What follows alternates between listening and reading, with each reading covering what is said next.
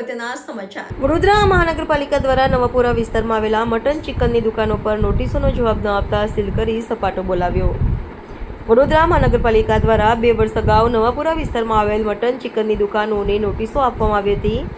દુકાનદારોને તે નોટિસોનો જવાબ આપવા વારંવાર પાલિકા દ્વારા જણાવવામાં આવ્યું હતું, પણ તેમના દ્વારા કોઈ જવાબ ન મળતા આજ રોજ વડોદરા મહાનગરપાલિકા દ્વારા નોટિસ ફટકારેલી મટન ચિકનની દુકાનોને સીલ કરવામાં આવ્યા હતા।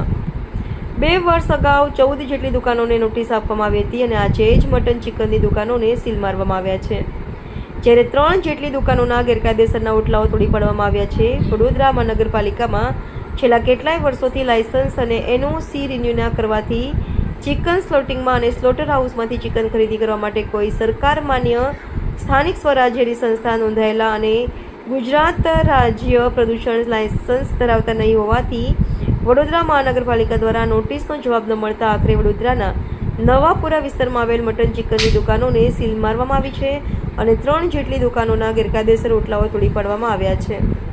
નવાપુરા કાટકીવાડ ખાતે જે 12 જેટલી દુકાનો છે, જે નોટિસ પણ આપવામાં આવી હતી। ફૂડ સેફ્ટી પ્રમાણે એને 1.5-2 વર્ષ પહેલાં બંધ પણ કરવામાં આવી હતી, છતાં પણ નિયમોનું પાલન ના કરેલું હોય, હાઇજેનિક કન્ડિશન જાળવેલ નથી અને શિડ્યુલ ફોનનું પાલન ના કરેલું નથી। માર્કેટ શાખા અને બંને સંયુક્ત કામગીરી કરીને દુકાનો સીલ કરવામાં આવી।